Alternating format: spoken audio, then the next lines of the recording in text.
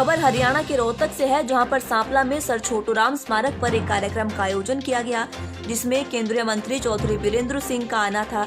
लेकिन इस दौरान किसानों ने वीरेंद्र सिंह के समर्थकों को भगा कर पीटा। किसानों ने वीरेंद्र सिंह के सभी फ्लैक्स भी जला दिए और उनको काले झंडे दिखाकर उनका विरोध किया। इस दौरान एएसपी नरेंद्र सिंह के नेतृत्व में पुलिस बल तैनात रहा। वहीं महिलाओं ने भी वीरेंद्र सिंह के समर्थकों का विरोध किया और उन्हें काले झंडे दिखाकर भगा कर पीटा। वहीं कृषि कानूनों के विरोध में पिछले कई दिनों से किसान आंदोलन जारी है। इसी कड़ी में रोहतक के महम में किसान महापंचायत हुई, जिसमें केंद्र और राज्य सरकार पर किसान नेता राकेश टिकैत ने जमकर हमला बोला। इस दौरान उन्होंने निर्दलीय विधायक बलराज कुंडू का खुलेआम समर्थन भी किया। सरकार पर बोलते हुए टिकैत ने कहा कि केंद्र में बैठे सरकार लुटेरों की सरकार है। साथ ही संयुक्त किसान मोर्चा ने निर्दलीय विधायक बलराज कुंडू का साथ देने की बात करते हुए कहा कि कुंडू की तरफ से सरकार आंख उठाकर भी ना देखे, नहीं तो हम पक्का इलाज करेंगे। जो भी विभाग कुंडू के घर जाएगा उसका पक्का इलाज किया जाएगा। उन्होंने कहा कि बलराज कुंडू ने हमारी बहुत सहायता की है और हम सभी मिलकर अब उनका साथ देंगे और उनकी मदद करेंगे। कुंडू पर छापे लगे तो हमने कहा चल एक बहाने से दो चीज हो गया, उसकी तरफ को भाई सरकार आंख उठा कर ना देगा, नहीं तो इलाज करेंगे। जो विभाग जाएगा उसी विभाग का इलाज करेंगे, पत्थर चला जाएगा उसी के घोड़ा दी जाएगी। जो विभाग जाएगा अब क्या कह रहा आइयो उसके घर पे, अब क्या जो भी उसके घर का उसे घेरो, घोड़ा लाठी जरूर दिखाओ, घोड़ा लाठी क्या हो, उसकी सपोर्ट करो। इन विधायकों की भाई मदद करो, इन्हें कहने से मदद करिए हमारी। और भाई सबका आज 26 तारीख का भाई बंद है, उसका भी ध्यान रखना संयुक्त मोर्चे ने करा। और नारा यही है कि जब तक देश में जय राम और जय भीम का नारा इकट्ठा नहीं लगाओगे तो अलग अलग रहोगे। ना यह खेती होनी और ना होनी, तो नारा जरूर लगाओ, जय राम जय भीम। गांधी कैंप में हुई आगजनी की घटना के मामले में न्यूज इंडिया की टीम ने इलाके का निरीक्षण किया, जिसमें पता चला कि गांधी कैंप में 60 फुट रोड पर नगर निगम द्वारा रैंप बनाए गए हैं, लेकिन वहां के दुकानदारों ने अपनी दुकानों के बाहर की जगह को 5 से 10 हजार रुपए में फड़ियों वालों को किराए पर दे रखा है और फड़ियों वालों ने नगर निगम के दिए हुए रैंप से भी आगे तक अपनी दुकानों को फैला रखा है, जिसकी वजह से बाजार में रास्ता तंग हो गया है और सभी को आने जाने में काफी दिक्कतों का सामना करना पड़ता है। इसी को लेकर हमने इलाके के एमसी से जब बात की तो उन्होंने भी कहा था कि कोई भी दुकानदार उनकी सुनता नहीं है।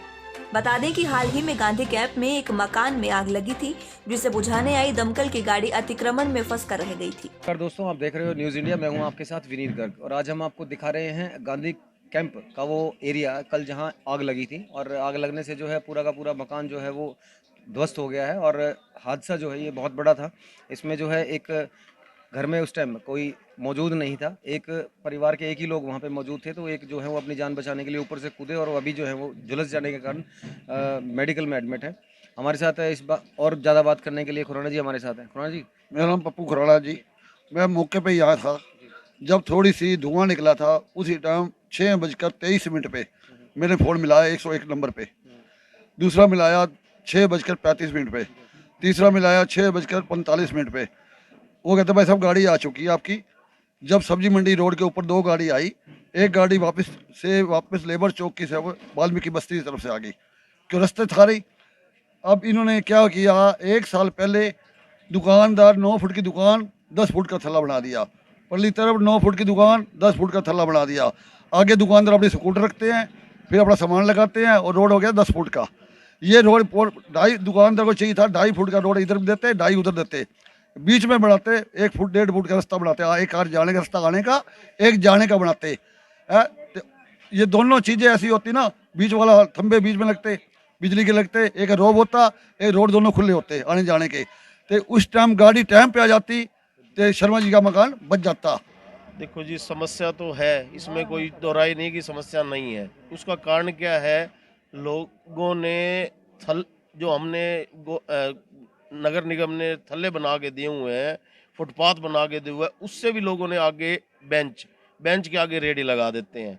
तो उसके कारण जो है कल जो इतना बड़ा हादसा ये हुआ है, दमकल की गाड़ियां यहाँ चौक पे आके खड़ी करके और इतनी 300 मीटर कम से कम पाइप ला के करनी पड़ी। अगर वो थोड़ा जल्दी आ जाते तो क्या पता थोड़ा बचाव हो जाता। हम तो खुद कहते हैं, पर लोग जो है ना, यहाँ हमने 2-3 बार नगर निगम को भी कहा है कि भाई अतिक्रमण हटवाओ, और हम सुरेंद्र जी गोयल हैं, वो आए भी हैं, 2-3 बार हटवा भी गए हैं। लोग फिर 2 दिन आते होता है ये, और तीसरे दिन फिर वही रेडी बार और बेंच बार, तभी कर रहे इसको। तो इसमें जो नगर निगम ने, आप जो थल्ले बता रहे हो कि वो बढ़ा के बना दिए गए हैं, बड़े बने हुए हैं, तो उसको छोटा कराया जा सकता है ताकि दुकानदार जो है अपना सामान बाहर ना निकाल पाए। बिल्कुल, हम तो नगर निगम से भी कहेंगे कि चाहे, देखो पता क्या है जी, एक ये जो प्याऊ है यहाँ, प्याऊ के आगे तो बिल्कुल सही है थल्ले। जो प्याऊ से पहले वाली दुकानें हैं ना जी, उसका कारण ये था कि पता क्या, किसी के आगे 4 फुट का आता था, किसी का 5 का आता था, इसलिए थोड़ी उसको सीधे करने के लिए बड़े बनवाए गए थे। पर अब अगर नगर निगम चाहे तो इसको थोड़ा छोटा करके, अपना हम मांग करते हैं कि इसको छोटा भी कर दे, और कम से कम लोग थल्ले से बिल्कुल बाहर ना आए। और नगर निगम से भी हम अपील करते हैं कि जो थल्ले के बाहर हो उसका सामान ले जा सकते हैं, हम उनके साथ खड़े हैं, चालान भी काटें। और हम जो दुकानदार भाइयों को भी कहते हैं कि अपना सामान थल्ले से बिल्कुल बाहर ना रखें। कल को अगर नगर निगम आएगा तो हम नगर निगम के साथ हैं, आपके साथ नहीं। होली का त्योहार नजदीक है। फुटकर रंग गुलाल विक्रेताओं ने खरीदारी शुरू कर दी है। शहर के थोक विक्रेताओं के यहाँ ग्राहकों की भीड़ भी लगी हुई है। बाजारों में 9 रंगों का गुलाल मौजूद है, लेकिन सबसे ज्यादा मांग केसरिया रंग के गुलाल की है, जबकि रंगों की मांग पिछले साल की अपेक्षा इस बार कम होने से दुकानदारों पर कोई खास फर्क दिखाई नहीं दे रहा है। इस बार बाजार से चीन में बने सामान नजर नहीं आ रहे हैं। इसके पीछे चीन में कोरोना वायरस फैलना अहम कारण बताया जा रहा है। चाइना का जो स्प्रे पिछले साल 50 रुपए में फुटकर बिकता था, वहाँ ये इस बार थोक में 80 रुपए में बिक रहा है, क्योंकि चाइना का कोई भी नया स्प्रे बाजार में नहीं है। हालांकि आपको बता दें कि कल ही सरकार ने अपना फैसला सुनाया है और सार्वजनिक रूप से होली मनाने पर रोक लगा दी है। अभी तो बाजार थोड़ा सा सुस्त है, लेकिन उम्मीद है कि लास्ट के 2-3 दिनों में ही काम निकलता है। बार शुरू में माल नहीं बिकता कभी भी, हमेशा से बाजार लास्ट के त्यौहार 2-3 दिन ही मनाया जाता है। कुछ बच्चों के पेपर चल रहे हैं, कुछ सब्जी का मौसम बदल गया है, इस वजह से बाजार में अभी थोड़ा सा सुस्तपन है। सर, ये पिचकारियाँ वगैरह और गुलाल वगैरह जा रहे हैं अभी कुछ है? शुरुआत हो चुकी है। लॉकडाउन के बाद जितने भी सीजन्स लगे, लाइक दिवाली, राखी, होली, सब में कस्टमर वो है जिनको बिल्कुल रिक्वायरमेंट होता है ना सामान का। यानी ऐसा नहीं है कि पहले कस्टमर आता था शौक से सामान ले जाता था, एक्स्ट्रा सामान। अब वही कस्टमर रह गया जिसको बहुत ज़रूरत है, मीन्स लड़कियों को देना है या फिर रिलेटिव्स में देना है। पर्टिकुलरली बहुत कम कस्टमर है, और मज़े वाली बात नहीं है इन चीज़ों में ना। सीजनल आइटम, अभी जैसे कोरोना का दोबारा स्प्रेड है तो लोग होली का सामान बहुत कम खरीद रहे हैं, बच्चों के लिए बहुत थोड़ा दिलवा रहे हैं, तो ये सब चल रहा है। और ग्राहक कम है, डरता भी है, सेफ्टी प्रिकॉशंस भी नहीं है, मास्क कम लगा रहे हैं, सैनिटाइजेशन दोबारा कुछ नहीं है किसी भी साइड से, तो इस चीज़ का बहुत ज़्यादा फर्क है हमारे। फसल की अच्छी उपज और केमिकल के इस्तेमाल से आपको बचाने के लिए ग्रीन विजन ओरा खाद आपके लिए लेकर आया है गाय के गोबर से केंचुए द्वारा तैयार की गई प्योर ऑर्गेनिक खाद। तो अब कहीं और क्यों जाना, ग्रीन विजन की जैविक खाद का उपयोग करें और अपनी कृषि की उपज को बढ़ाते चलें। ग्रीन विजन ओरा खाद का यही है लक्ष्य। आज आरटीओ ऑफिस के बाहर वाहन मालिकों द्वारा गाड़ियों पर लाइट ड्राइवर अनुसार लगाने को लेकर बवाल हो गया। ट्रक ड्राइवर और ट्रक मालिकों का कहना ये था कि पासिंग पर बैठे अफसर को खुद ही लाइट का ज्ञान नहीं है, वो अपने हिसाब से लाइट लगवाकर गाड़ी को पास करते हैं। यहाँ लाइट पासिंग के नाम से गाड़ी चालकों को और मालिकों को आरटीओ विभाग द्वारा परेशान किया जा रहा है। आपको बता दें कि यहाँ रोहतक के अलावा और भी 5 जिलों से गाड़ियाँ पास कराने के लिए आती हैं। वाहन मालिकों का विभाग को कहना है कि हर जिले की गाड़ी को उसी जिले में ही पास किया जाना चाहिए और लाइट के चक्कर में गाड़ियों को परेशान नहीं किया जाना चाहिए। हरियाणा सरकार मुर्दाबाद, मुर्दाबाद, मुर्दाबाद, खट्टर मुर्दाबाद, मुर्दाबाद, मुर्दाबाद, एमवीआई मुर्दाबाद, मुर्दाबाद, मुर्दाबाद, आरटीओ ऑफिस मुर्दाबाद, मुर्दाबाद। हमारे को इतना ज़्यादा परेशानी, ज्ञानी जी ने खुद अपना ज्ञान नहीं, जो यहाँ पे पासिंग पे है इसको खुद नॉलेज नहीं है। गाड़ियाँ की नॉलेज, इतने बड़े ट्रक हैं, ये रास्ते में चलते हैं, ड्राइवर के हिसाब से लाइट लगती है। ड्राइवर जब अपने हिसाब से सेट कराता है, क्या इसके रूल से लाइट सेट होंगी? जब ड्राइवर ने दिखेगा तब गाड़ी चक्कर मारने जाएगी। ये इतना परेशान कर रखा है इसने। और गाड़ी 4 से 5 दिन चक्कर काटती है और पैसे मिल जाते हैं तो गाड़ी पास हो जाती है, नहीं तो गाड़ी को बहुत ज़्यादा परेशान करता है।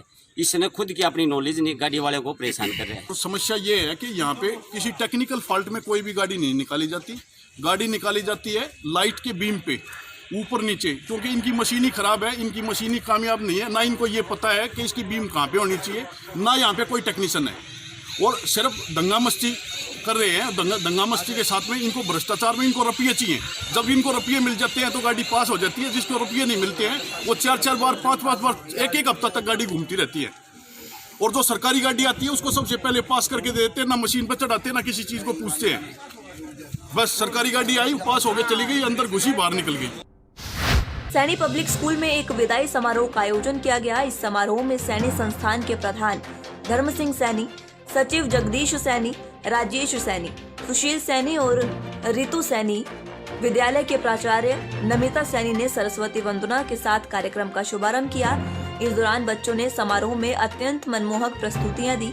अंत में संस्था के प्रधान धर्म सिंह दहिया ने बच्चों के उज्जवल भविष्य की कामना करते हुए उन्हें आशीर्वाद दिया और साथ ही विद्यालय की प्राचार्य नमिता सैनी ने भी बच्चों के सुनहरे भविष्य की कामना की।